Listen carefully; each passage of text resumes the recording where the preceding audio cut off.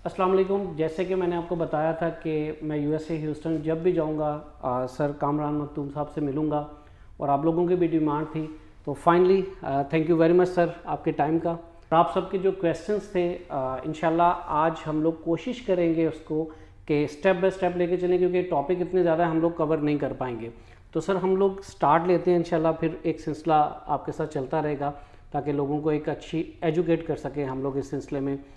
तो सर सबसे पहले हम लोग स्टार्ट करते हैं कि अमेरिका के साथ हमें कनेक्शन जो पैदा करना है, जो हमारे पास जैसे कि विज़िट वीज़ा है, स्टूडेंट वीज़ा है, तो सर ये कनेक्शंस के लिए हमें बेसिक क्या रिक्वायरमेंट्स हैं हमारे पास?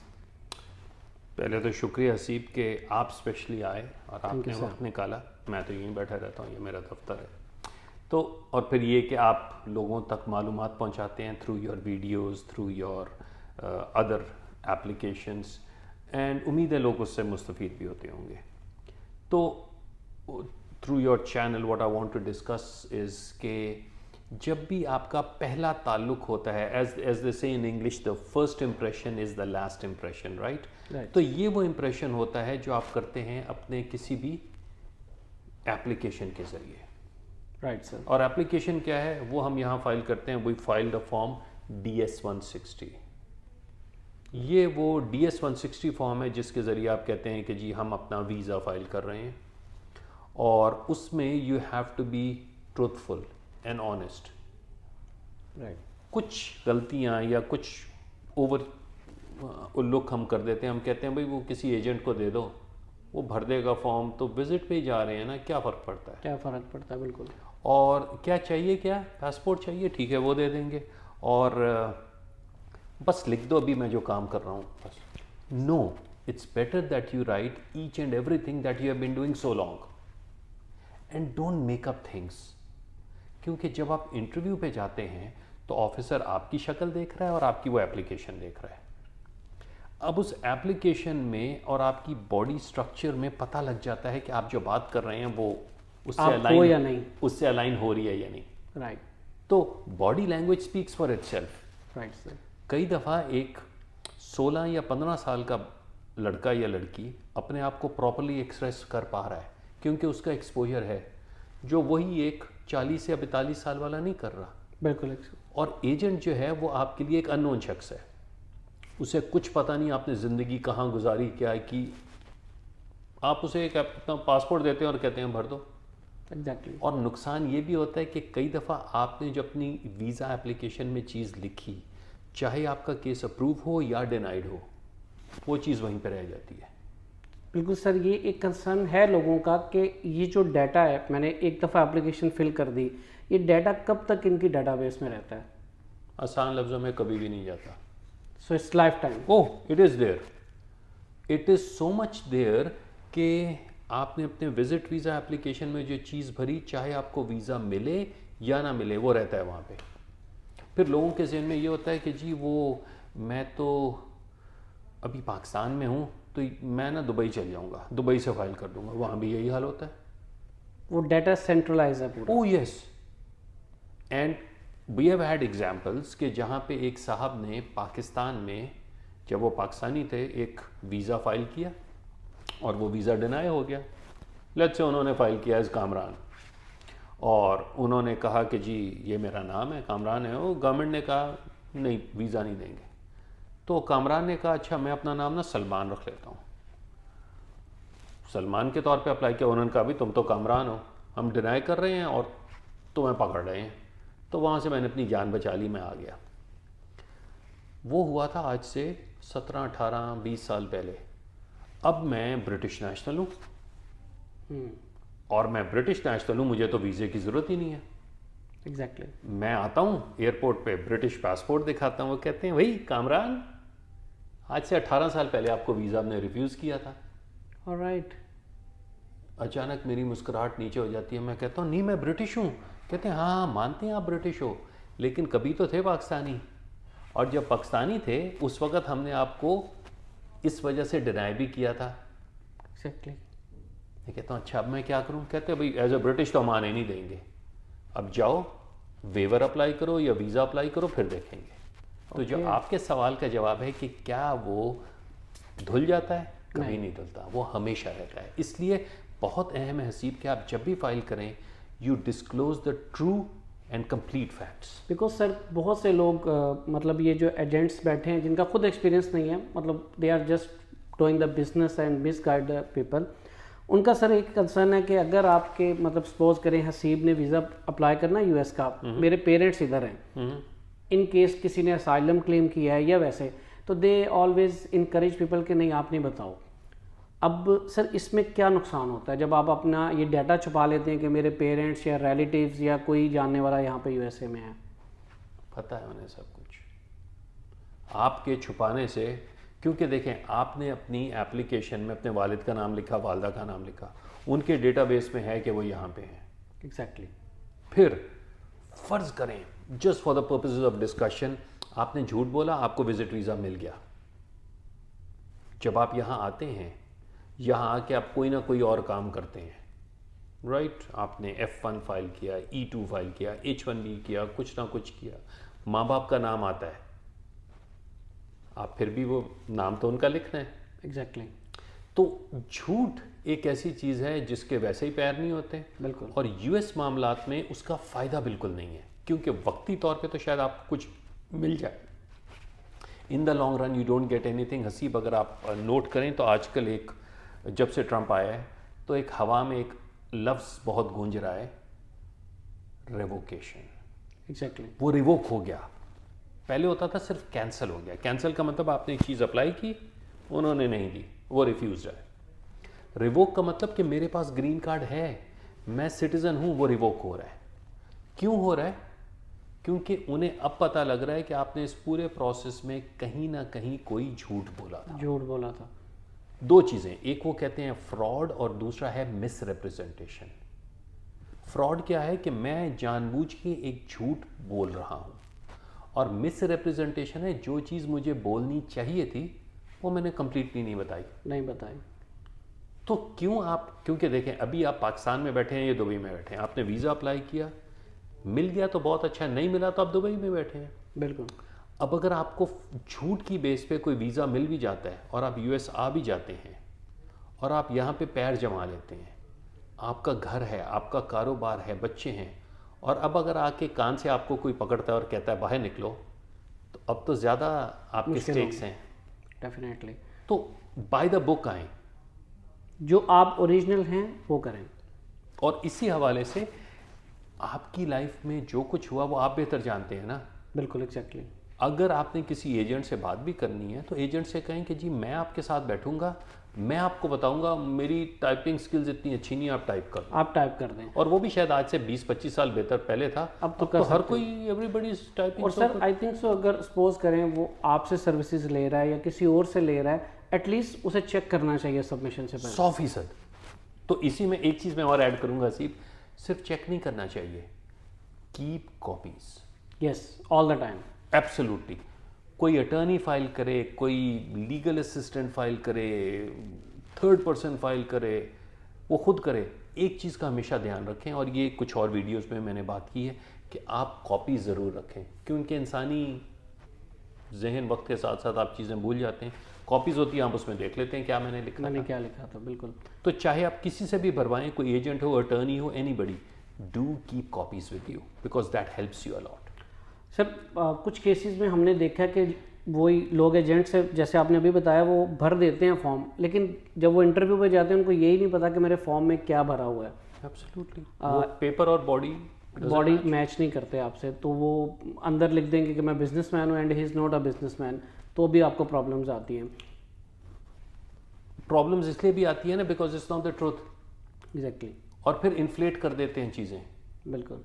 तो मैंने अक्सर देखा है कि मैंने शलवार कमीज़ पहनी है, मैंने चप्पल पहनी है, पेशावरी चप्पल पहनी है, मैं वीज़े के लिए गया हूँ, क्योंकि वो देख रहे हैं कि मैं हूँ ही ओरिजिनल, मैं जिस तरह का हूँ वह हूँ, मुझे वीज़ा मिल जाता है। Sir this is very very important question sir, आपने पॉइंट उठाया। हमारे लोगों में कंसेप्ट है कि मुझे इंग्लिश में इंटरव्यू दे के ही वीज़ा मिलने वाला है, उर्दू में कभी वीज़ा नहीं मिलेगा, सिंधी में वीज़ा नहीं मिलेगा, पश्तो में वीज़ा नहीं मिलेगा, शलवार कमीज़ में वीज़ा नहीं मिलेगा। तो सर इस पर आप थोड़ा रोशनी डालिए। आप अमेरिका में बैठे हैं, मैं अमेरिकन लॉयर हूँ, हम उर्दू में बात क्यों कर रहे हैं? ताकि हम समझ सकें एक दूसरे को। हम अपनी बात दूसरे तक सही तरीके से पहुंचा सकें। बिल्कुल sir. Now, if I start talking in English, you'll probably comprehend. I'll also be able to speak and you will be able to listen. Yes, sir. But the most important thing is conveying your thoughts, conveying what is in your heart, what is in your mind through your lips. Right. Now, what happens normally is English we can speak, we can even comprehend, we can even talk. But because it is not our daily language, we cannot convince the officer. वहां पे क्या होता है, you need to convince the officer. आपको ये बताना है जब ऑफिसर के सामने खड़े हैं कि जी आप क्यों जाना चाहते हैं। अब अल्फाज आप सोच रहे हैं कि जी इंग्लिश में क्या होंगे। Exactly. अब इंग्लिश में चूंकि अल्फाज का चुनाव आपका इतना अच्छा नहीं है, आप ऑफिसर को सही तरीके से कन्वे नहीं कर पाते और नुकसान होता है। नुकसान होता है, बिल्कुल एग्जैक्टली सर। और ये ज़्यादातर आई एम अफ्रेड कि जी हम क्या करते हैं कि वो हमारा जो एक पढ़ा लिखा तबका है ना वो ज़्यादा फंसता है। एग्जैक्टली सर, वो जो सबसे ज़्यादा बिजनेसमैन है वो नहीं फंसता। वो नहीं फंसता। आप कहीं चले जाएं किसी भी इलाके में, पूरी दुनिया में, बिजनेसमैन जो है ना वो अपनी ज़बान में बात कर रहा होता है। बिल्कुल सर। वो कहता है मैंने आपकी ज़बान नहीं बोलनी, मैंने तो अपनी चीज़ बेचनी है। बिल्कुल। मुझे उतनी ज़बान आती है जितना मैं आपको भेदभाव कर सकता हूँ, इससे ज़्यादा नहीं, और ना ही मैंने सीखनी है। एग्जैक्टली। राइट। तो यहाँ पे भी आपका मकसद क्या होना चाहिए, to convince the officer. Sir अभी रिसेंटली तकरीबन 1 वीक पहले मुझे किसी ने कांटेक्ट किया, हमारे KPK से हैं, तो सर उन्होंने पश्तो में इंटरव्यू दिया है, उन्हें उर्दू भी प्रॉपर नहीं आती थी, तो और बिजनेस मीटिंग पे सर आ रहे हैं, यहाँ पर एक इवेंट था, तो उन्होंने पश्तो में इंटरव्यू दिया और उनको वीज़ा मिला है। सो हमारे लोगों का सर यकीन ये, एक तो वो मिस इन्फॉर्मेशन सर, जैसे आपने बताया कि हर कोई अपनी एक इन्फॉर्मेशन दे रहा है, तो लोग मिसगाइड हो चुके हैं। अब वो कंसेप्ट ये है कि बस इंग्लिश इंग्लिश इंग्लिश, जैसे कि आपने कहा कि सर अपना मैसेज कन्वेंस करने के लिए हमें अपनी लोकल लैंग्वेज में जाना होगा ताकि हम अपनी बात समझा सकें। तो जैसे कि सर ने आपको बताया कि आप लोग भी उर्दू में इंटरव्यू दें, शलवार कमीज़ में जाएं, जैसे कि एक ही पॉइंट है कि सच बोलें, झूठ मत बोलें। मैं रोज़ टाई पहनता हूँ, सुबह 8 बजे से मैंने पहनी हुई, अब तकरीबन कोई 3:30 हो गए। I am comfortable in that, क्योंकि रोज़ मैं पहनता हूँ। अब यही मैंने आज अभी आपके लिए पहनी होती तो हर थोड़ी देर बाद मैं अपना जैकेट ठीक कर रहा हूँ, मैं ये कर रहा हूँ। Now these our body languages which the officer is looking at. बिल्कुल सर। आप ऑफिसर के लिए क्यों तैयार होके जा रहे हैं, आप उनमें जाएं जिनमें आप कंफर्टेबल हैं, क्योंकि अगर आप कंफर्टेबल हैं तो आपका ध्यान इन ज़ाहिरी चीज़ों पे नहीं है। Exactly sir. आप ये फोकस नहीं कर रहे कि मुझे जूता मेरा तंग कर रहा है, ये मुझे सूट कैसा मुझे लग रहा है। You are comfortable in whatever you are wearing. अब आपका फोकस जो है वो ऑफिसर को कन्विंस करने पे है। बिल्कुल। And you are very relaxed. बिल्कुल। सो जो हम कहते हैं कि जी हमें इंग्लिश आनी चाहिए, हम ओवर ड्रेस्ड होके जाएं, उन चीज़ों, हाँ प्रेजेंटेबल जरूर होने चाहिए कि आपके जहन में ये ना हो कि मैं शॉर्ट्स पहन के चला जाऊं या स्मेली हूं। बिल्कुल exactly. This is just decency and appearing in a polished manner. But other than that, आप जिस भी अंदाज में हैं, जिस अंदाज में आप समझते हैं कि जी मैं अगर किसी के घर दावत पे जा रहा हूँ, अपने दोस्त के घर, तो जिस अंदाज में मैं जाऊँगा, जिस अंदाज में बात करूँगा, क्योंकि officers can see through you कि आप जो बातें कर रहे हैं वो ओरिजिनल है या बनावटी है। राइट। अच्छा सर, लोगों में एक कंसेप्ट और है कि एक DS-160 मैंने फिल किया था, मैं इंटरव्यू पे चला गया, अराउंड 90% वहाँ पर मुझसे बैंक स्टेटमेंट नहीं मांगी गई, मेरा FRC नहीं चेक किया गया। सो सर लोगों का मानना ये है कि how did they check the background? कोई बैकग्राउंड नहीं चेक कर रहे। अच्छा। वो सिर्फ आपकी शक्ल देख रहे हैं, आपके कपड़े देख रहे हैं, आपकी प्रेजेंटेशन देख रहे हैं, इस चीज़ को डिटर्मिन करने के लिए कि ये शख्स वापस जाएगा या नहीं। ऑलराइट। 214B 214B पे हमारी ज़्यादातर डिनाइल्स होती हैं। What is that provision of law? That is called immigrant intent. Immigrant intent का मतलब है कि आप वापस नहीं जाओगे। आपकी बातों से, आपके अंदाज से ये लग रहा है कि आप वापस नहीं जाओगे।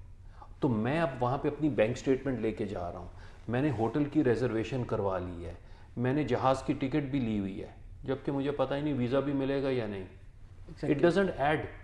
राइट। Right sir. तो कुछ चीज़ें ऐसी हैं कि जब आप over anxious, over jealous, enthusiastic होते हैं कि बस मुझे वीज़ा दे दो और मैं वापस आ जाऊंगा, अब बैंक स्टेटमेंट से ऑफिसर, क्योंकि आज तक ऐसा नहीं हुआ कि आपको विजिट वीज़ा मिला हो और उसमें उन्होंने कहा हो कि जी जहाज़ की टिकट भी मुफ्त है, होटल भी हम आपको देंगे और डिज्नीलैंड का भी एक हफ्ते का ट्रिप शामिल है इसमें। राइट सर, नहीं है। उन्हें पता है कि जी हमने वीज़ा देना है, चाहे बिजनेस क्लास हो, इकॉनमी क्लास हो, 10 दिन में जाएं या कुछ भी करें, पैसे तो इन्होंने खुद करने हैं। वहाँ भी जाएंगे तो जिस होटल में रहेंगे इन्होंने खुद करना है, तो उन्हें उस चीज़ की फिक्र नहीं है, क्योंकि वो कहते हैं पैसे नहीं है तो जाओगे ही नहीं। एग्जैक्टली। तो हम उन गलत पैरामीटर्स पे लेके चलते हैं कि बैंक स्टेटमेंट्स हैं, और वो फिर बैंक स्टेटमेंट से ही कितने की बैंक स्टेटमेंट चाहिए, ऐसे करो 50 लाख डलवा दो, राइट। अब मैं कौन हूँ, मैं एक नौकरी पेशा शख्स हूँ, मेरी तनख्वाह लेट से $2.5 लाख है, 2.5 लाख रुपए है, और मैं समझता हूँ कि जी मैं फन्ने खान हूँ, मेरे 2.5-3 लाख रुपए इनकम है, और मैं अपनी बैंक स्टेटमेंट लेके जाता हूँ जिसमें मैं कहता हूँ देखो 50 लाख पड़ा है। साफ नज़र आ रहा है कि ये 50 लाख अभी 2 हफ्ते पहले जमा हुआ। बिल्कुल। अब ऑफिसर्स जो हैं वो उस कल्चर, उस सोसाइटी में रह के समझ रहे होते हैं। उन्हें ये भी पता है कि पाकिस्तान में unless there is a need आप पैसे इस तरह बैंक में नहीं रखते। बिल्कुल। और आप अपनी बैंक स्टेटमेंट लेके जा रहे हैं कि 50 लाख मैंने रखा है और अभी ये 3 हफ्ते पहले आया है, तो आपके जहन में क्या है, मैं बैंक स्टेटमेंट भी लेके गया था जिसमें 50 लाख थे, वो मकसद ही पूरा नहीं हो रहा था। बिल्कुल, एग्जैक्टली। हाँ, या तो आप कहते हैं कि जी मेरे पास क्या है, मेरे पास प्राइस बॉन्ड्स हैं, मेरे पास ये प्रॉपर्टी है, जब ज़रूरत पड़ेगी तब मैं करूँगा। बिल्कुल। और फिर होता है मकसद। हम वीज़ा क्या अप्लाई करते हैं बाय डिफ़ॉल्ट, किसी से पूछो क्या वीज़ा अप्लाई करना है, वो B1 B2 है, वो अप्लाई कर दो। हालांकि वो B1 B2 हर काम के लिए नहीं है। This is the point. आप कहते हैं मैंने यहाँ आके इन्वेस्टमेंट अपॉर्चुनिटी करनी है, तो बाद में E2 करना है, उसके लिए B1 है, विजिटर फॉर बिजनेस। आप कहते हैं मैंने कॉन्फ्रेंस अटेंड करनी है, उसके लिए B1 है। आप कहते हैं मैंने नौकरी तलाश करनी है, मैं डॉक्टर हूँ, मैंने आके यहाँ पे अपना ऑप्शंस देखते हैं, B1 हूँ। आप कहते हैं कि जी मैं सैरो तफरी पे आ रहा हूँ, घूमना फिरना है, रिश्तेदारों से मिलना है, वो B2 है, विजिटर फॉर प्लेजर। मैं इलाज के लिए आ रहा हूँ, वो B2 है। तो हम हर काम के लिए B1 B2 को डाल देते हैं, चूँकि हमें एक हमारी सिम्त तयन ही नहीं होती और डिनाइल हो जाता है। एग्जैक्टली। लेकिन अगर हमें पता है हमने क्या करना, और उसकी वजह ये है कि अगर आपकी सिम्त तयन है, आपको पता है मैंने क्या करना है, और अगर वो डिनाई भी होता है तो आप दोबारा उसी हवाले से जाते हैं, ताकि ऑफिसर को पता है कि आप फ्रस्ट्रेटेड नहीं हैं, आप किसी ना किसी बहाने से कोई चीज़ नहीं कर रहे, आप एक ख़ास मकसद के पीछे चले हुए हैं। सर इस पे यहाँ पे एक क्वेश्चन ऐड करूँगा। सपोज करें मेरी बिजनेस मीटिंग है और वो ओरिजिनल मेरा पर्पज़ है और मुझे जाना है, लेकिन किसी वजह से मैं अपना मैसेज कन्वे नहीं कर पाया या वहाँ पर आंसर प्रॉपर नहीं कर पाया और मेरा वीज़ा रिफ्यूज़ हो गया, तो सर कितने टाइम के बाद मैं दोबारा अप्लाई कर सकता हूँ, या मैं इमीडिएटली भी कर सकता हूँ, मेरा पर्पज़ वही रहेगा? ऑफिसर्स नॉर्मली एक वजह कहते हैं, वो कहते हैं चेंज सर्कमस्टेंसेस। वो कहते हैं एक दिन आप आए थे, हमने डिनाई किया, अब आप दोबारा आ रहे हैं, ये बताएं कि उसमें और इसमें फ़र्क क्या है। तो अगर पहले आप कहते हैं कि जी मैं जा रहा था, एक बिज़नेस मीटिंग थी और उस वजह से आपने डिनाई कर दिया, अब आप कहते हैं कि है बिज़नेस मीटिंग ही है लेकिन उसमें मैंने अपनी प्रेजेंटेशन देनी है, ओके, मैंने वहाँ जाके मैं स्पीकर हूँ, या वो जो बिज़नेस मीटिंग थी वो तो मैं उनसे कह रहा था कि जी हम आएंगे, हम आपसे आपकी ये मशीनरी वगैरह ख़रीदने का इरादा है। अब मैंने वो देख ली है मशीनें, मुझे कोटेशंस देनी है, तो उसमें जाके मैं इन पर्सन देखना चाहता हूँ। तो आपको ये तयन करना है कि जी मैं पहले जब आया था और अब आया था, इसमें फ़र्क क्या है। मीटिंग मेरी वही है लेकिन पर्पस चेंज हो गया थोड़ा, so I can immediately apply. You can, उन्हें फ़र्क नहीं पड़ता वो कौन सा मुफ्त में कर रहे हैं। बिल्कुल, वो $140 आपने हर दफ़ा देने हैं। बिल्कुल, वो तो कहते हैं बल्कि अच्छा है हम डिनाई करें फिर आओगे। क्योंकि सर पाकिस्तान में कंसेप्ट है कि अगर आपका यूएस वीज़ा डिनाइड है, don't apply for the next 3 years, don't apply for the 2 years. मकसद उसका वही है कि आप 2 साल या 3 साल जो नहीं अप्लाई कर रहे तो आप कोई वजह ढूंढ रहे हैं, वो वजह जो कि पुरानी से मुख्तलिफ हो। अगर वही वजह है तो फ़र्क नहीं पड़ता। बिल्कुल सर, ऐसा ही केस था, वो उनकी वाइफ यूएस सिटीज़न है लेकिन she is living with them in Pakistan, वो वहाँ पर, तो अब उनको बच्चा अपना पैदा करना था यहाँ पर आके, यू नो वेल के जब यूएस सिटीज़न है और फैसिलिटीज़ और मेडिकल, तो उन्होंने वीज़ा जब अपना विजिट अप्लाई किया तो उन्होंने कहा कि आपने इमिग्रेशन क्यों नहीं अप्लाई की, तो उन्होंने कहा कि हमें रहना ही नहीं है वहाँ पे, हमारा बिज़नेस पाकिस्तान में सब कुछ, तो वीज़ा फिर भी डिनाइड हो गया। तो सर उन्होंने 17 डेज़ के बाद दोबारा इस्लामाबाद की बजाय कराची में इंटरव्यू दिया, वीज़ा लग गया। वो आप वाली बात है कि सर शायद समझा नहीं पाए थे उन्हें बात, लेकिन उन्होंने बताया कि ये मेरा रीज़न है, हम लोग वापस आएंगे। बिल्कुल। तो वीज़ा मिल गया। तो सर वो जो लोगों का कंसेप्ट है कि बड़ा अच्छा आपने हमें क्लियर किया कि ये नहीं आपने करना कि मीटिंग के लिए मेरा वीज़ा रिफ्यूज़ है, अब मैं नेक्स्ट डे विजिट कर दूँ कि अब मैं घूमने फिरने जा रहा हूँ, अब मैं रिलेटिव को मिलने जा रहा हूँ। इट शुड बी सेम, लेकिन उन्हें बताएं कि रीज़न चेंज हो गया। पहले मैं मिलने जा रहा था, लेकिन अब मैंने पोस्ट मशीनरी देख ली है, मैं बाय करने जा रहा हूँ। जो भी हालात आपके तब्दील हुए because they should be based on facts. क्योंकि देखें, अगर आप कह रहे हैं कि जी पहले मैं उनसे निगोशिएशंस कर रहा था, मैं एक्चुअली कर रहा हूँ, तो now when you are doing it, आपके पास वो ईमेल्स हैं। अब आप बेशक ईमेल प्रिंट करके ले जाएं, लेकिन वो ईमेल्स आपके यहाँ ज़हन में है, आपको पता है आपने किन लोगों से बात की थी, आपने मशीनरी कितने की लेनी है या क्या करना है। बिल्कुल। तो मकसद आपका क्लियर होना चाहिए। बिल्कुल कि मैंने अगर यूएस जाना है तो मैंने करना क्या है, ना कि ये कि विजिट वीज़ा अप्लाई कर दो, फिर वहाँ जाके देखेंगे कि कहीं पढ़ाई करनी है, इन्वेस्टमेंट करनी है, कोई नौकरी ढूंढनी है, वो देखेंगे क्या करना। बस वीज़ा लो, उसके बाद डिसाइड करेंगे। सर एक लोगों का कंसेप्ट है पाकिस्तान में या ओवरऑल भी कि ये पहले से फैसला हो चुका होता है कि आपको वीज़ा देना है या नहीं। वो तो अगर देखें कि उस हवाले से तो हमारा दीन और वो भी है ना कि अगर अल्लाह ने हाथ की लकीरों में पहले लिख दी है कि क्या कुछ है, कि मैंने कितना कमाना है, जन्नत में जाना है, दोज़ख में जाना है, तो मैं मेहनत क्यों करूं। राइट। तो वो चीज़ नहीं है।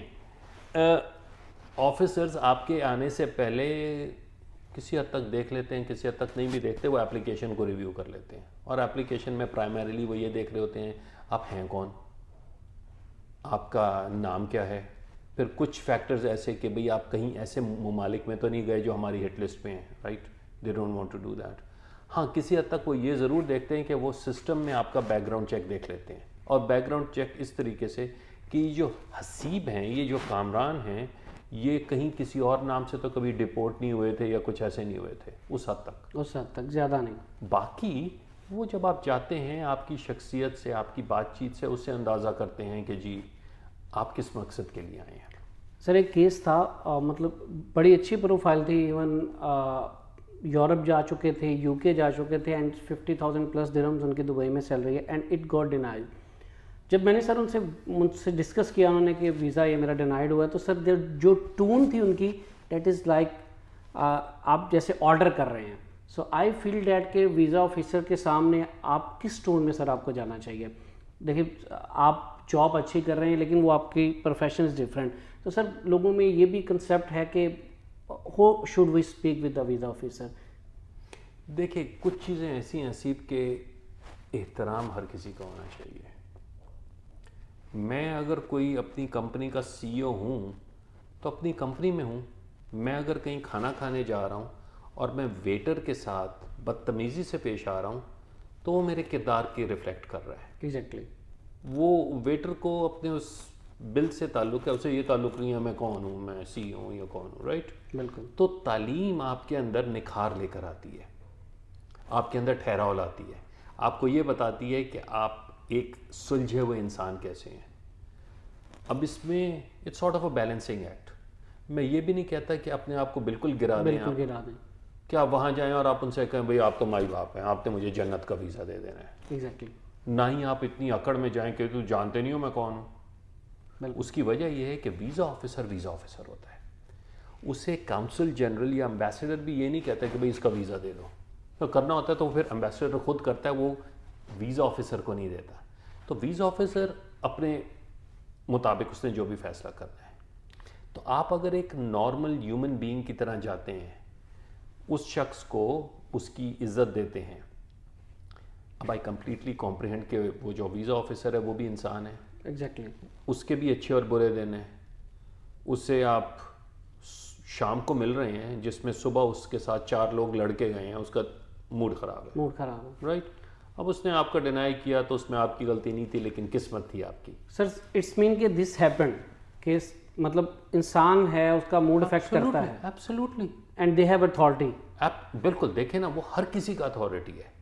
अथॉरिटी एक ऐसी चीज़ है जो घर में हम देखते हैं कि जी हमारे मतलब आप वालिद हैं तो आप खुद देखते हैं कि मैं अच्छे मूड में हूँ, बच्चा आता है और वो कहता है कि जी डैड मुझे ये चीज़ चाहिए, आप कहते हैं चल यार। आपका मूड अच्छा नहीं है तो आप कहते हैं मुझसे बात ही नहीं करो, मुझसे बात नहीं करो, एग्जैक्टली राइट। हालांकि आपके अंदर तो वो पिदराना शफकत है, ऑफिसर के अंदर तो वो भी नहीं है। बिल्कुल वो। तो कुछ ऐसी चीज़ें, और इसी से एक चीज़ मैं ज़रूर कहना चाहूँगा कि कभी कोई शख्स डिसहार्ट नहीं हो कि मुझे वीज़ा नहीं मिला, क्योंकि ये उसका कतई ईमान होना चाहिए कि अगर मुझे वीज़ा मिल गया तो मेरे लिए अच्छा है, नहीं मिला तो और भी अच्छा है। Exactly. I have had several examples के उन साहब के या उन खातून के वीज़ा भी लग गए, वो यहाँ आ भी गए, उनका केस भी हो गया, बाद में उनकी ज़िंदगी में कुछ ऐसा बुरा सानिया हुआ जो अभी तक उनके दिल पे है। और अगर उस शख्स को रिवर्स में आप ले जाएं 15 साल पहले या जो भी, और उनसे कहें कि देखो ग्रीन कार्ड मिलेगा तो आइंदा चल के ये होगा, तो कहें नहीं मुझे नहीं चाहिए, मुझे नहीं चाहिए।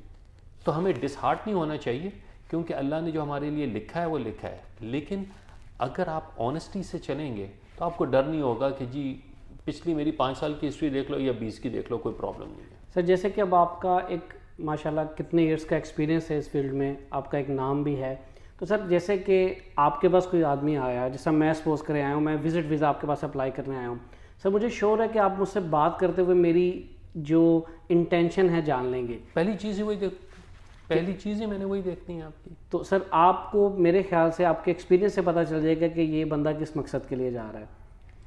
It's with every person. मतलब मैं अब अगले साल मुझे 30 साल हो जाएंगे वकालत करते हुए, दैट्स अ सेपरेट टॉपिक। लेकिन मैं अगर एक वेटर हूँ और मैं एक रेस्टोरेंट पे काम करता हूँ और दिन में जो मुझे टेबल्स असाइंड हैं उस पर लेट्स से 20 लोग आते हैं, तो जब कोई आके बैठता है उससे ही मुझे अंदाज़ा हो जाता है, जब मैं उसे सर्व करने जाता हूँ, कि वो मुझे किस तरीके से बुलाता है, ओए या बेटा या सर या जो भी है, कुछ भी, उससे पता लग जाता है कि वो शख्स मुझे टिप कितनी दे के जाएगा Exactly. या कितना मेरे साथ डील करेगा। तो ह्यूमन साइकोलॉजी एक ऐसी चीज़ है जो आप वक्त के साथ साथ सीख रहे होते हैं। तो सर मेरा यहाँ पे क्वेश्चन बेसिकली इसका मकसद ये था कि वीज़ा ऑफिसर्स को जब आप सामने विंडो पे आके खड़े हुए, दे ऑलरेडी नो कि आप किस मकसद के लिए आए हैं, जब आपसे 1-2 मिनट बात करते हैं। बिल्कुल, बिकॉज जो लोगों का एक वो कंसेप्ट है वो तो आपने पहले क्लियर कर दिया कि कोई पहले से डिसीजन नहीं है, वो आपसे बात करके फैसला करते हैं। और आई थिंक सो सर जैसे कि आपका एक एक्सपीरियंस है, उनका एक ट्रेनिंग करके वो लोग आए हैं। उनका तो बहुत ज़्यादा होता है। मतलब मेरे ख्याल से सर एक ऑफिसर दिन में 100 इंटरव्यूज़ तो लेता है। ये मुझे नहीं पता कितने लेता है, लेकिन अच्छे खासे लेता है। अच्छे, तो सर उनके एक्सपीरियंस में वो मेरे ख्याल से 5 या 2 मिनट में जज कर लेते हैं कि आप क्यों आए हैं। अच्छा सर, लोगों का अब मल्टीपल बिजनेसेस है मेरे, मतलब जैसे अगर मैं कहता हूँ कि मैं एक बिज़नेस कर रहा हूँ राइस का, एक मैं बिज़नेस कर रहा हूँ ऑयल का। अब सर DS-160 में मेरे पास ऑप्शन नहीं है ज़्यादा बिजनेस, मतलब उसमें एंडिंग डेट मुझे डालनी पड़ती है और करंट में मुझे एक ही लिखना पड़ता है। लेकिन जहाँ जॉब ड्यूटीज़ हैं उसमें आप लिखते हैं कि करंटली मैं इट इज स्टिल कंटिन्यूइंग, और फिर आप वहाँ लिखना भूल गए।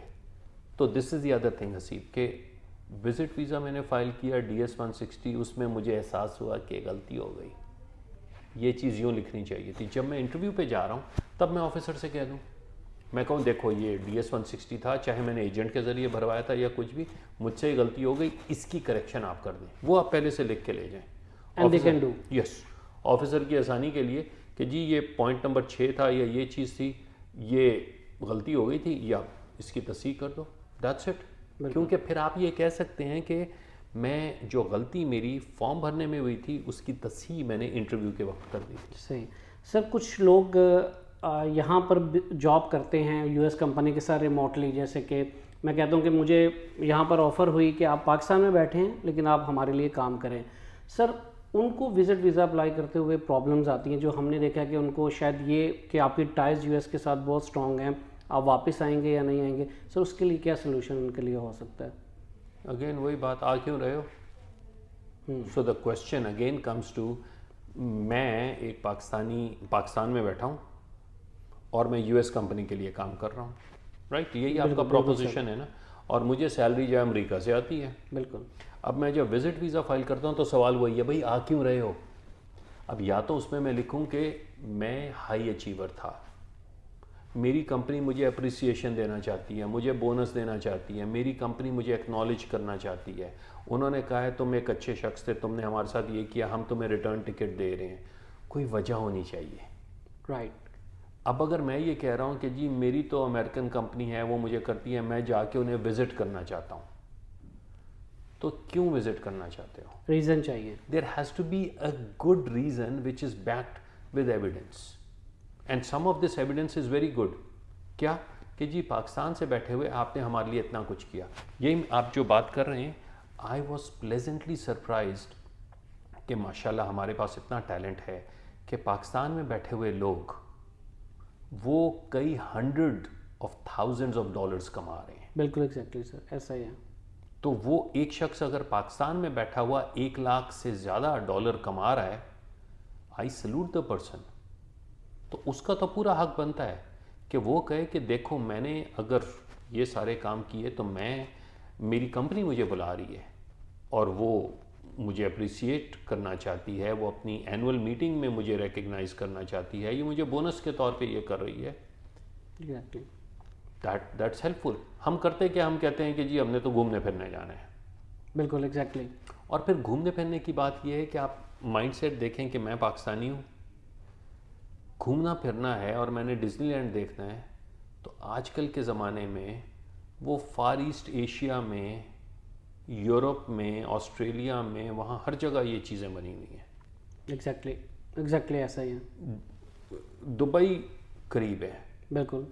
अब जहाँ पे मैं 3 दिन के लिए वीकेंड पे जा सकता हूँ और अपने बच्चों को वो घुमा फिरा सकता हूँ, उसके बजाय कह रहा हूँ कि जी मैं एक दूसरे मुल्क जाऊँगा जिसका सिर्फ सफ़र ही 24 घंटे का है और वहाँ आने जाने के लिए मुझे कम से कम 10-12 दिन चाहिए। एग्जैक्टली। और मेरे एक्सपेंस भी डबल ट्रिपल है। जो चीज़ मुझे 3 लाख में मिल सकती है, मैं 20 लाख लगा के जा रहा हूँ। वाई?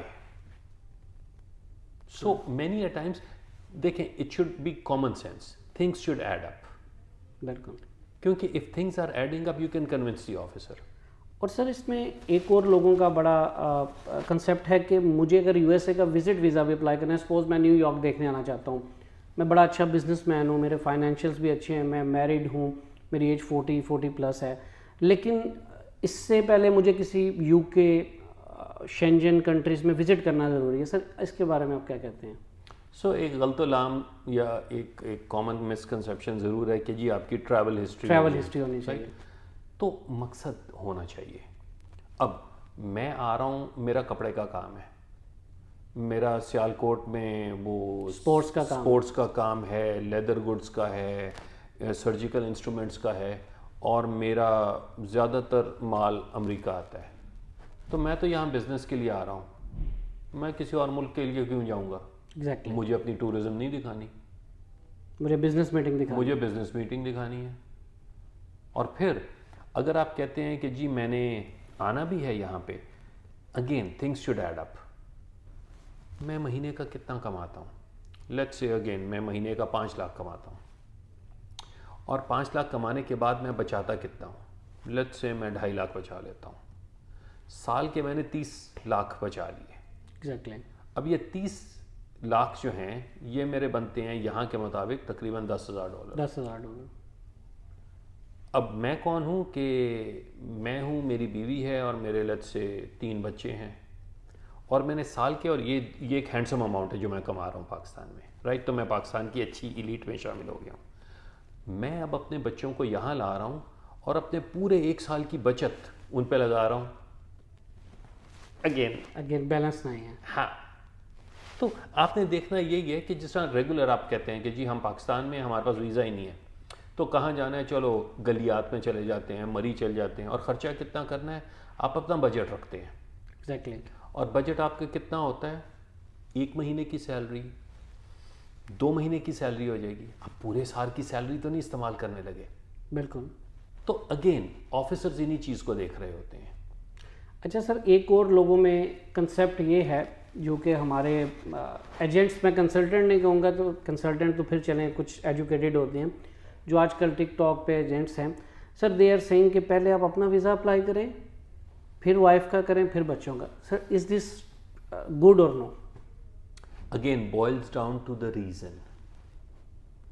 तो आप जब अप्लाई कर रहे हैं आप क्यों कह रहे हैं, आप अगर तो आप कहते हैं कि जी मैं बिज़नेस के लिए जाना चाहता हूं, तो नेचुरली आप अकेला करें। बिल्कुल। आप कहते हैं मैं अपना बिज़नेस के लिए कर रहा हूं लेकिन फैमिली जो है वो लीजर के लिए जा रही है, वो सयाहत के लिए जा रही है, तो उनका B2 होगा। नाउ इन ऑल इवेंचुअलिटी आपका एंड रिजल्ट आपके जहन में होना चाहिए कि मैंने करना क्या है। सर ये हमारे यहाँ ये कंसेप्ट चल रहा है कि होम टाइज दिखानी है मुझे। वो है, लाजमी है, बिल्कुल आपको दिखानी है। अब वो ये करते हैं कि आप पहले अपना वीज़ा लेंगे ताकि उनको होम टाइज रहे, मेरे बीवी बच्चे हैं। अब जैसे ही मेरा वीज़ा अप्रूव हुआ 2 महीने के बाद मैंने वाइफ का अप्लाई कर दिया, तो सर क्या आया वीज़ा ऑफिसर के माइंड में नहीं आएगा कि he is playing with me? Very much so, and if that is the case वो करते क्या है कि आपका वीज़ा भी रिवोक कर देते हैं। और आप ये कहते हैं कि नहीं ये तो पासपोर्ट मेरी जेब में है, मैं तो जाऊंगा ही नहीं। वो कहते हैं ना आओ, हमने तो सिस्टम में रिवोक कर देना है, उसकी वैल्यू अब कुछ नहीं है, वो आपके पासपोर्ट पे सजा हुआ है, स्टिकर लगा हुआ है, अहमियत उसकी कुछ नहीं है, क्योंकि जब आप बोर्ड करोगे जहाज़ तो वो शो होगा कि जी वीज़ा इज़ इनवैलिड, कहानी ख़त्म। सर मैंने वीज़ा ले भी लिया, इस सारे प्रोसेस से गुजर के, तो सर इसमें कितनी गारंटी है कि मुझे एंट्री मिलेगी? वैसे में लफ्ज़ आपने क्या इस्तेमाल किया, गारंटी। यस। हमारी लुगत में वो है ही नहीं, इमिग्रेशन में गारंटी का लफ्ज़ है ही नहीं। 100% श्योरिटी ये किसी जगह है ही नहीं। इसका मतलब क्या है कि you always have to go by the book. अब जिस वजह से आप अपना वीज़ा अप्लाई करते हैं वही वजह यहाँ पे भी होनी चाहिए। तो I am glad you asked this question. तो मैंने वीज़ा अप्लाई किया था, विजिट मुझे मिल गया, अब वीज़ा मिल गया, मुझे मिल गया, मेरी बीवी को, मेरे बच्चों को भी मिल गया। मैंने उनसे कहा जन्नत का टिकट मिल गया है, पूरिया बिस्तरा लपेटो, बीवी से भी कहा जेवर पकड़ो। यहाँ मेरे 1-2 दोस्त थे या रिश्तेदार थे, मैंने उन्हें मैसेज किया, मैंने कहा यार आ रहा हूँ, किसी वकील से बात कर लो, क्या कुछ हो सकता है। वो सुना है E2 वीज़ा है, स्टूडेंट वीज़ा है, और आएंगे तो कितने दिन बाद। वो दोस्त कहता है यार मैंने पूछा है, वो 90 दिन से पहले मत करना। ये कहता है ठीक है, कौन से स्टेट में हम आएँ? वो कहता है शिकागो में आ जाओ, बेहतर है, डिवॉन स्ट्रीट है, बहुत अच्छा है, मौसम ठंडा है तो नीचे चले जाना, डैलस चल जाना। मैं ये सारी बातें कर लेता हूँ और मैं आता हूँ। एयरपोर्ट पे ऑफिसर कहता है भाई क्यों आ रहे हो? और मैं कहता हूँ दोस्त से मिलने आ रहा हूँ। ये वो कहता है अच्छा ये सेल फ़ोन तो दिखाओ ना, ये लैपटॉप भी दिखाओ। उसमें सारी चीज़ें मेरे ख़िलाफ़ हैं। दैट इज़ द रीज़न जहाँ पे मेरा वो गारंटी गया, उन्होंने कहा वापस जाओ। क्यों? क्योंकि वीज़ा तो आपको मिल गया था, लेकिन वीज़ा मिलने के वक्त आपने जो बातें हमें बताई थी उससे हमें लग रहा था कि you are going to go back. ये जो सारी बातें हैं इनसे ये शो हो रहा है कि वापस नहीं आप जाने वाले। So your visa is revoked, right, your visa is cancelled, you are sent back. अब इसमें भी एक बात मैं आपके तवज्जुह से ज़रूर बताना चाहूँगा कि कोई अगर ये वीडियो सुन रहा है और खुदा न खास्ता वो उस नहज पे पहुँचता है कि ऑफिसर उससे कह रहा है कि भाई देखो ये बात हो रही है, यहाँ पे मैं टाई अप करूँगा हसीब आपकी पुरानी बात से, कि अकड़ पे ना हो जाए। You be very humble, you B modest, और आप उनसे कहें सॉरी मैं वापस चला जाता हूँ, वीज़ा कैंसिल मत करो। ओके हाँ, आप रिक्वेस्ट कर सकते हैं। एब्सोल्युटली। तो यहाँ पे भी अक्सर होता ये है कि हम अकड़ में आ जाते हैं। हम कहते हैं वीज़ा है और हम एक झूठ पे दूसरे झूठ पे तीसरा झूठ बोल रहे हैं। अब ऑफिसर जो है, अगेन वो इंसान है, वो तंग आ गया है। वो कहता है देखो मैं आपसे सवाल पूछ रहा हूँ, आप मुझे झूठ बोल रहे हो, आई एम नॉट हैप्पी। वहाँ पे जैसी ऑफिसर ये कहता है ना देखो आई डोंट थिंक सो कि मैंने आपको आने देना है, आप फ़ौरन ऑफिसर से कहो ठीक है ऐसे करो, क्योंकि एंट्री का मतलब है कि उस दिन आप नॉक कर रहे हैं दरवाजे को और आप कह रहे हैं मुझे अंदर आने दो। उस दिन ऑफिसर कहता है नहीं, आप कहते हैं ठीक है मैं अपना वीज़ा लेके वापस जा रहा हूँ, दोबारा आ जाऊँगा, लेकिन आपने उसे तो इंटैक्ट रखा। होता ही है कि आप जब आते हो ऑफिसर आपसे सवाल पूछता है, आप पै दर पे आप झूठ बोलते जा रहे हो। ऑफिसर कहता है नहीं आपने वापस नहीं जाना, मैं आपका वीज़ा भी कैंसिल कर रहा हूँ, ज़्यादा आप लड़ोगे 5 साल की बार लगा दूंगा, उससे भी ज़्यादा बहस करोगे लाइफ टाइम बार लगा रहा हूँ। तो वो जितना हम उस वक्त ओवर स्मार्ट बन रहे होते हैं, दैट्स पॉइंट, तो अक्सर ये होता है हम समझते हैं कि जी हम तो इतना झूठ बोलेंगे पकड़ा ही नहीं जाएगा। दिल में हमें पता होता है हम झूठ बोल रहे हैं, बिल्कुल, और ऑफिसर को भी ये पता होता है। और कई चीज़ें ऐसी हैं क्योंकि अगेन वो रोज़ देख रहे होते हैं, और वो क्या देख रहे हैं, वो कहते हैं आप क्या करते हो? मैं कहता हूँ कि जी वो मैं ना काम करता था, बिजनेस करता था और नौकरी करता था, बस अभी 15 दिन पहले मैंने नौकरी छोड़ी है। तो मैं कहता हूँ, ऑफिसर पूछता है क्यों नौकरी छोड़ी? बस थक गया था नौकरी कर करके, तो मैंने ना अब सोचा है कि मैं वर्ल्ड टूर पे निकलूँ। ऑनेस्टली कोई नहीं निकलता, कोई भी नहीं निकलता। क्योंकि जो गरीब है उस बेचारे के पास पैसे नहीं है, और जो अमीर है उसके पास वक्त नहीं है। बिल्कुल। वो तो कहीं पे भी जाता है, वो कहता है कि जी मेरे 10 घंटे जो है ना ट्रैवल के, वो 3 घंटे में कन्वर्ट कर लो, ज़्यादा पैसे ले लो, मैं जल्दी करूँगा। एग्जैक्टली। और मैंने अगर वेकेशन पे भी जाना है तो मैं सारी चीज़ें प्लान करके जाऊँ, ना कि ये कि बस ठीक है, यू नो व्हाट, अब ज़िंदगी के मज़े लेने हैं। मतलब आपने यहाँ के इलीगल स्टे कुछ ऐसे काम करना है। बिल्कुल। तो उसमें फिर जब आपको पता लगे कि अगर मेरा झूठ पकड़ा जा रहा है तो फ़ौरन आप विड्रॉ कर जाएं। आप कहें ठीक है, I am sorry, I was not able to convince you, आज ऐसे करें, मैं इसी टिकट से वॉलंटरीली खुद वापस जा रहा हूँ, आप मेरा वीज़ा मत कैंसिल करें। You have saved yourself. This is very important. और आज की वीडियो से अगर आपको कोई एक टिप लेना भी चाहता है तो द इम्पॉर्टेंट टिप इज़ कि आप उस नहज पे भी पहुंच गए हैं जहां आपका वीज़ा कैंसिल होने वाला है, तो आप उनसे रिक्वेस्ट कर लें। And at the end of the day officers are humans. Exactly. If you approach anyone with an honest opinion, they understand. Respect के साथ आप उसे बोलें कि सर ठीक है, आपकी अथॉरिटी है, आप प्लीज़ मेरा वीज़ा मत कैंसिल करें, मैं वापस जा रहा हूं, मैं फिर कभी आ जाऊँगा। बिल्कुल। And they understand. लेकिन जहां आप अड़ जाते हैं, आप कहते हैं नहीं मैंने तो ये किया था, मैंने तो ये किया था, अपनी एक झूठ को छुपाने के लिए 10 झूठ, आप और फंसते हैं। सर इन केस अगर मैं एम्बेसी मेरा वीज़ा रिवोक कर देती, ऐसे केसेस भी हमने सुने हैं कि मुझे नहीं पता था, मेरा पासपोर्ट मेरे पास था, वो स्टिकर लगा है, लेकिन when I reach on the airport कि मेरा तो वीज़ा ऑलरेडी रिवोक हो चुका था जब मैं स्टेटस चेक करता हूँ। तो सर उसके बाद क्या चांसेस होते हैं कि मुझे दोबारा वीज़ा मिलने के, या मैं दोबारा अप्लाई नहीं करूँगा लाइफ टाइम, क्या होगा इसमें? तो पहला काम आप ये कर सकते हैं, उसे कहते हैं FOIA, FOIA, okay, freedom of information act. Okay. उसके तहत आप रिक्वेस्ट कर सकते हैं कि आप गवर्नमेंट से कहते हैं कि ठीक है आपने वीज़ा दिया था, आपने ही रिवोक कर दिया, मुझे वजह बता दो क्या है। ओके। तो क्यों?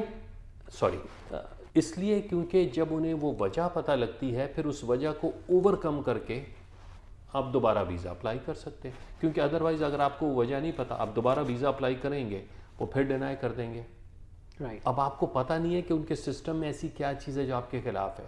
Now it could be anything as innocent as, and the word I use innocent is because आपको नहीं पता कि आप ज़ियारत के लिए ईरान चले गए थे। ओके। तो मैं पाकिस्तानी हूँ, मैं ज़ियारत के लिए ईरान चला गया, मैंने अपनी ज़ियारतें की, मैं वापस आ गया। अब अमेरिका के ईरान के हालात कशीदा हैं। ये कहते हैं कि कोई भी अगर ईरान गया है तो उसका तो वीज़ा डिनाई करो। मुझे तो पता ही नहीं था इस चीज़ का। राइट। अब अगर मेरा वीज़ा उन्होंने उस हवाले से डिनाई किया तो मैं कहता हूँ देखो वो तो मुझे पता ही नहीं था, लेकिन यहाँ तो मैं एक जेन्युइन विजिटर के तौर पे आ रहा हूँ। एग्जैक्टली। या मेरा वीज़ा इशू हो गया था, बाद में उन्होंने कहा कि जी इस नाम से एक और शख्स मिलता था, वो डिपोर्ट हुआ था, हमने आपको पकड़ लिया। नाम को क्लैरिफाई करना, तो वो सब कुछ FOIA, freedom of information act की रिक्वेस्ट के अंदर आ जाता है। सर ये इस रिक्वेस्ट को करने के लिए सपोज आपसे कोई कॉन्टेक्ट करता है तो इसमें टाइम पीरियड कितना लगता है, और गवर्नमेंट की क्या फीस इसमें इम्प्लीमेंट होती है? It varies. ओके। तो टाइम फ्रेम जो है वो चंद हफ्तों से चंद महीनों पर मुहित होता है। Okay. It could be a few weeks to maybe 6 to 7 months।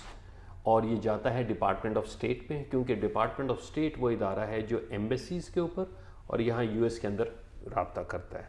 तो they are the ones who work on it.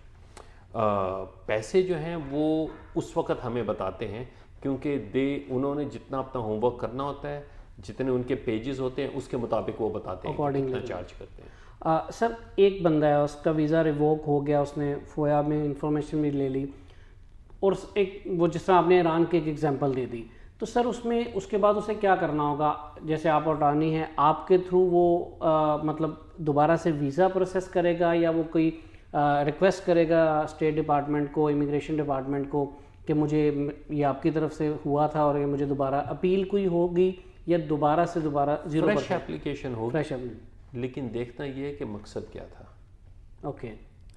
अब मकसद जो है that entirely depends on state policies as well.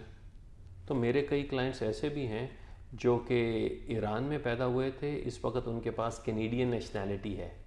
Okay. बीवी को सिटीजनशिप मिल गई अमेरिका की, शौहर को भी तक नहीं मिली, उसका केस चल रहा है। इसलिए कि वो ईरान में पैदा हुआ था? इसलिए कि वो मर्द है, वो ईरान में पैदा हुआ था, वहाँ पे उसकी कंपल्सरी मिलिट्री सर्विस थी। अब ये वो चीज़ें हैं जिसके बारे में वो कुछ कर ही नहीं सकता। नहीं कर सकता। ईरान में क्यों पैदा हुआ भाई, पैदा हो गया। मिलिट्री सर्विस क्यों की, मजबूरी थी, वहाँ हर किसी को करना पड़ता था। तो ये कुछ ऐसी चीज़ें जो आपको करनी ही करनी है। बिल्कुल। तो उसमें कई दफ़ा गवर्नमेंट ये करती है कि वो आपके केस को डिले करती है और you just have to go with the flow. फिर उसमें कई दफ़ा होता ही है कि हमारे पास एक लॉ सूट का हरबा होता है, उसे कहते हैं मैंडेमस। ओके। उसके ज़रिए हम गवर्नमेंट के पास जाते हैं कि भाई अगर तो आपके पास मेरे खिलाफ कोई चीज़ है तो डिनाई करो, नहीं तो अप्रूव करो। तो फिर वो मजबूरन उन्हें अप्रूव करना होता है। राइट। सर विजिट वीज़ा पे काफ़ी हमने डिस्कस किया, आपने टाइम भी दिया। सर लास्ट मैं इसको वाइंड अप की तरफ चलूँगा इंशाल्लाह। जैसे टॉपिक्स साथ साथ हमारे चलते रहेंगे आगे भी, जैसे हम आपसे टाइम लेंगे थोड़ा। जैसे सर आपने कुछ देर पहले बताया था कि एक जो है इंसान काम कर रहा है यूएस कंपनी के लिए, एक तो हो गया उसके पास विजिट वीज़ा के लिए टाइम बिंग वो आ रहा है अप्रिसिएशन के लिए। सर अगर उसकी कंपनी चाहती है कि वो अब हमारे पास आके यूएस काम करे, तो सर वो B1 B2 तो नहीं अप्लाई करेगा? वो उसे B1 B2 करना ही नहीं चाहिए, क्योंकि उसकी कंपनी कह रही है कि आओ और हमारे लिए काम करो। इस पर्टिकुलर सिचुएशन के लिए दो वीज़ाज होते हैं, एक H1B है और एक L1 है। ओके। वो उसी में जाएगा? उसमें जाए, क्योंकि उसमें जब जा रहा है तो सारा काम उसी के मुताबिक हो रहा है। अब वो विजिट वीज़ा क्यों अप्लाई कर रहा है कि आके मैं यहाँ काम करना चाहता हूँ, और उसका डिनाइल भी इसी वजह से हो रहा है कि हमें पता है वापस नहीं जाओगे। लेकिन अगर उसने आके यहाँ काम करना है तो कंपनी को चाहिए कि उसके लिए पहले यहाँ पे depending on his education, depending on the companies credentials, वो L1 फाइल करे। कुछ ऐसी भी है, E2 भी है। तो E2 सिर्फ इन्वेस्टमेंट के लिए नहीं है, और ये फिर इंशाल्लाह किसी तफसीली हम करेंगे पूरा एक टॉपिक। E2 इन्वेस्टमेंट के लिए नहीं है। E2 में अगर एक कंपनी मालिक है तो वो कंपनी अपने एम्प्लॉयज़ भी ला सकती है। Okay. As E2 managers, as E2 essential workers. तो फ़र्ज़ करें हमारा यहाँ पे एक रेस्टोरेंट है और हम कहते हैं कि जी हम एक ख़ास किस्म के कबाब बनाते हैं और हम पाकिस्तान से उन लोगों को लेकर आएंगे, और जो उस कंपनी का मालिक है वो यहाँ इसलिए आया क्योंकि उसने इन्वेस्टमेंट की E2 पे, और वो पाकिस्तान से ही अपने कुक्स लेकर आ रहा है जो, या मसाले बनाने वाले जिन्हें पता है कि हम इस ख़ास अंदाज में बनाते हैं। हम चारकोल पे नहीं बनाते, हम लकड़ी पे बनाते हैं। हम उन्हें अवन में नहीं बना सकते क्योंकि उनका टेस्ट ही नहीं आता। उनके मसालों में क्या चीज़ें डालते हैं। तो 2000 एसेंशियल वर्कर्स, हमने उनके लिए मैनेजर्स लाना है तो उन्हें E2 एज मैनेजर लाएंगे। तो अगेन इमिग्रेशन इस लिहाज से बहुत खूबसूरत है कि इसमें alphabet A is for ambassadors, ABCDEF G H, G is for NATO workers या कुछ, I जो हैं वो न्यूज़ मीडिया वाले लोगों के लिए होता है,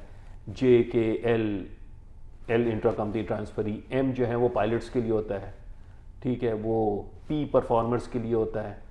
तो ये जाते हैं V वीज़ा तक। WXYZ ये वीज़ाज नहीं है, A से लेकर U तक सारे पूरी लिस्ट है आपके पास, ये सारे वीज़ाज हैं।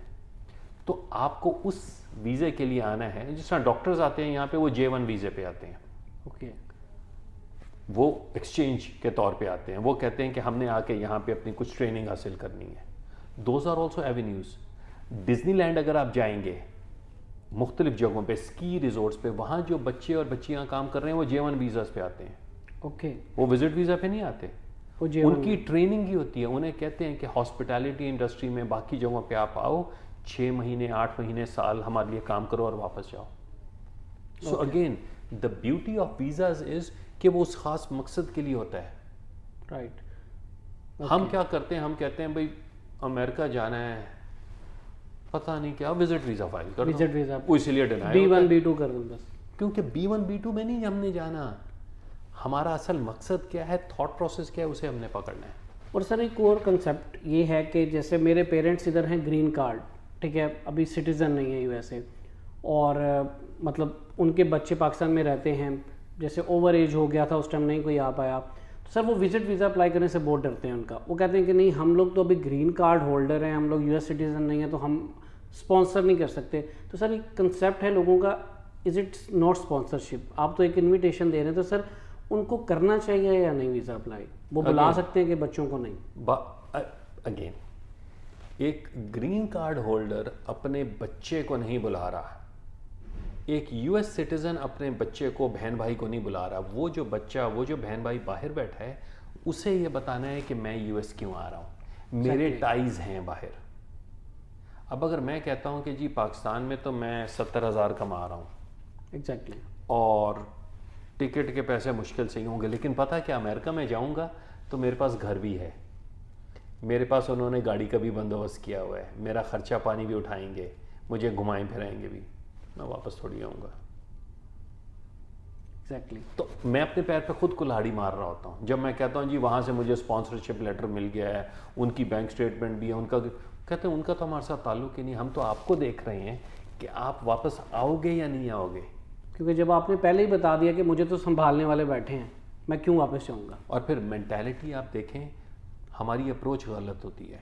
अब पाकिस्तान में मैं रहता हूँ लाहौर में, और मैं कहता हूँ जी मैंने इस्लामाबाद विज़िट करने जाना है, तो मेरे जहन में क्या होता है, इस्लामाबाद मेरा कौन कौन सा रिश्तेदार है, मैं उसके घर जाके रहूँगा। एग्जैक्टली। यहाँ ऐसा नहीं है। यहाँ मैं न्यूयॉर्क में रहता हूँ और मैं जा रहा हूँ शिकागो, मैं कहता हूँ वहाँ मेरे 20 रिश्तेदारों, मैंने तो होटल में रहना, मैंने होटल में रहना है। एग्जैक्टली। अब होटल में रहना है तो उसका खर्चा मैंने बर्दाश्त करना है। तो हमारा कॉन्सेप्ट वहाँ पे ये है कि हमारे तो रिश्तेदार हमें संभालेंगे, जबकि ऑफिसर्स कहते हैं नहीं, वो खर्चा आप खुद बर्दाश्त करना है। खुद करें।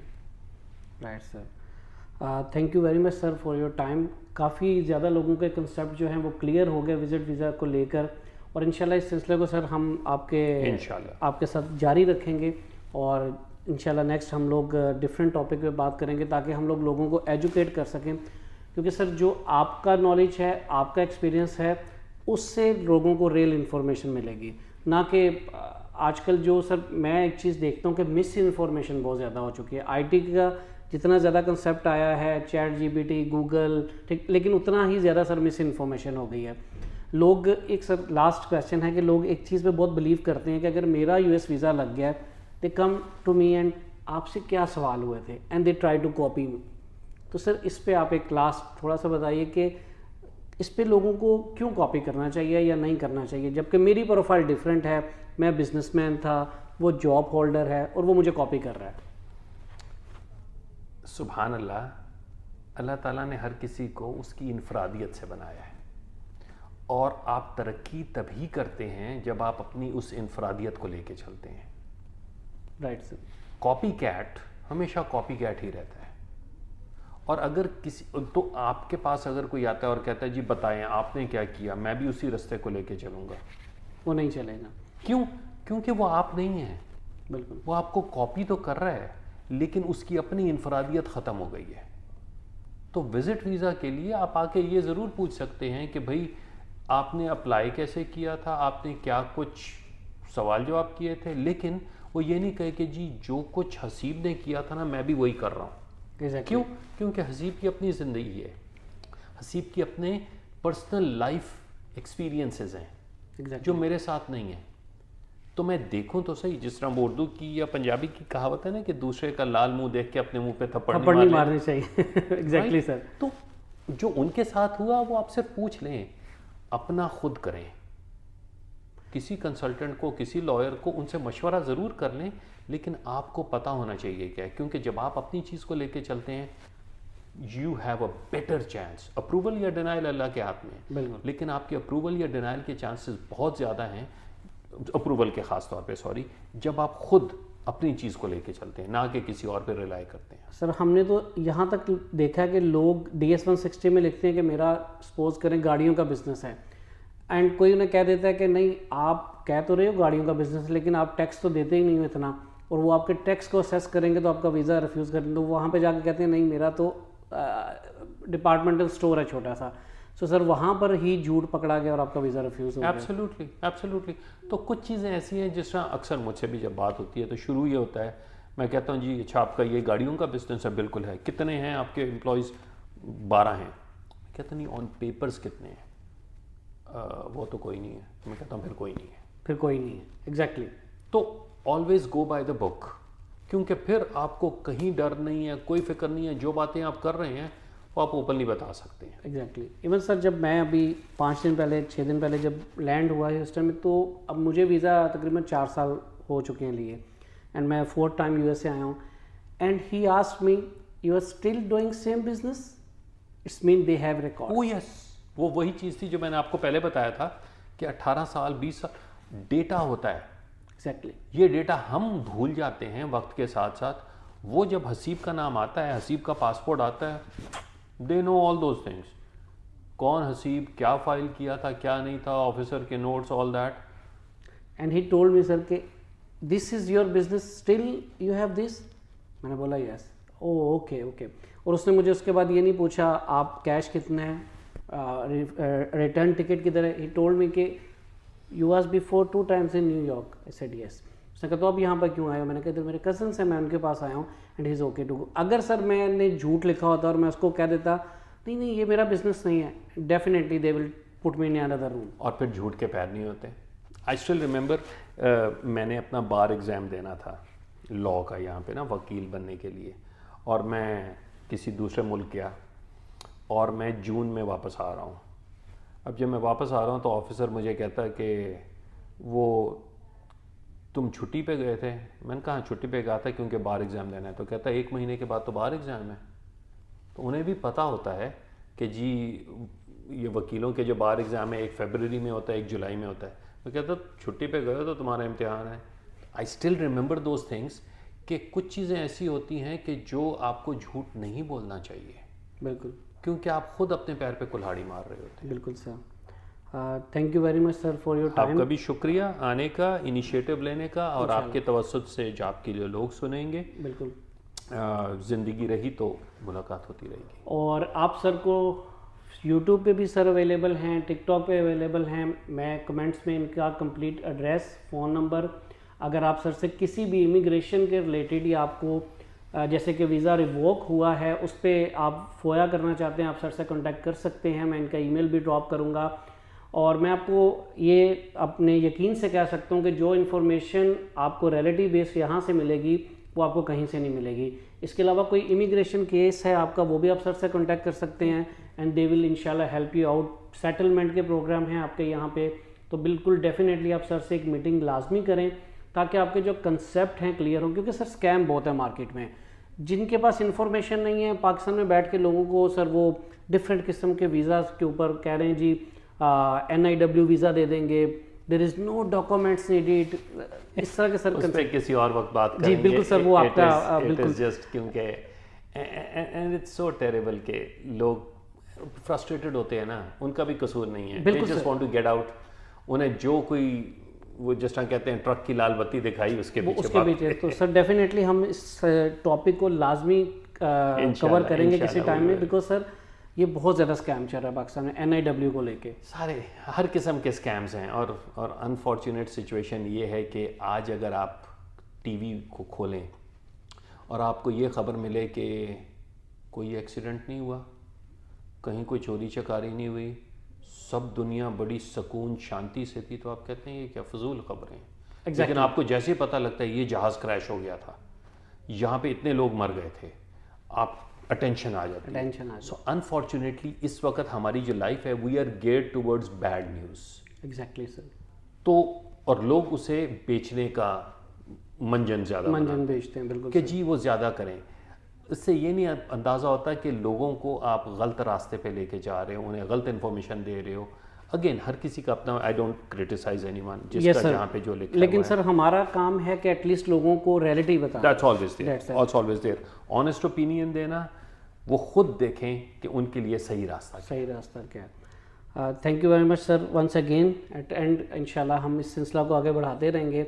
और अगर सर मेरे तवस्सुल से मेरा कोई फॉलोअर आपसे कांटेक्ट करे तो उम्मीद है कि आप उसे अच्छी तरीके से गाइड करेंगे, और इंशाल्लाह आप करते भी हैं, और आपका एक नाम है इधर। मैं जब यहाँ पर आना था, जैसे सर मैं आपको ऑफलाइन भी बता रहा था कि पीपल वांट्स यू के सर का इंटरव्यू मस्ट है। Even I have hundreds of messages. तो देखें, जज़ाकल्लाह आपने इनिशिएटिव लिया और मुझे भी अल्लाह ने ये तवस्सुत दिया कि मैं आपसे बात कर सकूं। कोशिश मेरी यही होती है कि जो इल्म, जो शऊर, जो एक्सपीरियंस मेरे पास है वो लोगों तक मैं ऑनेस्टली बताऊं। एग्जैक्टली। क्योंकि अगर किसी का भला हो रहा है और उसमें ये नहीं कि वो मुझे रिटेन कर रहा है, और मेरी वजह से किसी का भला हो रहा है, बाय ऑल मीन्स हो। बिल्कुल। तो eight the end of the day जो आई एम वेरी लकी कि मैं जो काम करता हूँ उससे मैं कमाता भी हूँ और वो सदका जारिया सदका भी, बिल्कुल कि सर। वो लोगों का भला होता है। I am very blessed on that. बिल्कुल सर। और मैं उसका नाजायज़ फ़ायदा नहीं उठाना चाहता कि नहीं, मेरे पास आओगे तभी मैं सही बात बताऊंगा। I explain it to everyone, और उससे अगर किसी का भला होता है तो अल्हम्दुलिल्लाह मुझे वो दुआएं ज़्यादा बेहतर बिल्कुल सर। लगती हैं। आज मेरे ख्याल से बहुत से लोगों के वो कंसेप्ट क्लियर हो गए जो विजिट वीज़ा को लेके थे कि आपने इमीडिएटली अप्लाई करना है, नहीं करना, उर्दू में इंटरव्यू दे सकते हैं, नहीं दे सकते हैं, शलवार कमीज पहन के जाऊंगा या नहीं जाऊंगा, मतलब मैं टाई लगा कर जाऊंगा। मैंने लाइफ में कभी टाई नहीं लगाई, मुझे कह लेंगे टाई लगा कर जाओ आप। सो इंशाल्लाह इस सिलसिले को हम आगे बढ़ाएंगे, और इंशाल्लाह मैं नेक्स्ट टाइम आपको पहले बताऊंगा कि हमारा सेशन कब है, ताकि आप अपने उस टॉपिक के रिलेटेड क्वेश्चंस हमसे पूछ सकें। बिल्कुल। आप कमेंट्स कर सकें, ताकि वो सर से मैं एक लिस्ट आउट पूरी करके आपके वो क्वेश्चन आंसर देंगे। आप सबके कोई भी क्वेश्चन हो स्टिल इस सेशन को भी लेके आप कमेंट्स में पूछ सकते हैं, और मैं सर का कॉन्टैक्ट डिटेल्स, एड्रेस, हर चीज़ मेंशन कर रहा हूँ। आप सर से कॉन्टैक्ट कर सकते हैं किसी भी केस को लेके, चाहे वो इमिग्रेशन हो, नॉन इमिग्रेशन हो, कोई रिफ्यूज़ल केस है, रिवॉक हुआ है जो कि नॉर्मली आजकल हो रहा है प्रॉब्लम, तो आप सर से कॉन्टैक्ट करें। इंशाल्लाह वो आपके रिवॉक के प्रॉब्लम में भी पूरा हेल्प आउट करेंगे। Thank you very much for your time. शुक्रिया सर, थैंक यू सर। जज़ाकल्लाह। Thank you. अल्लाह हाफ़िज़।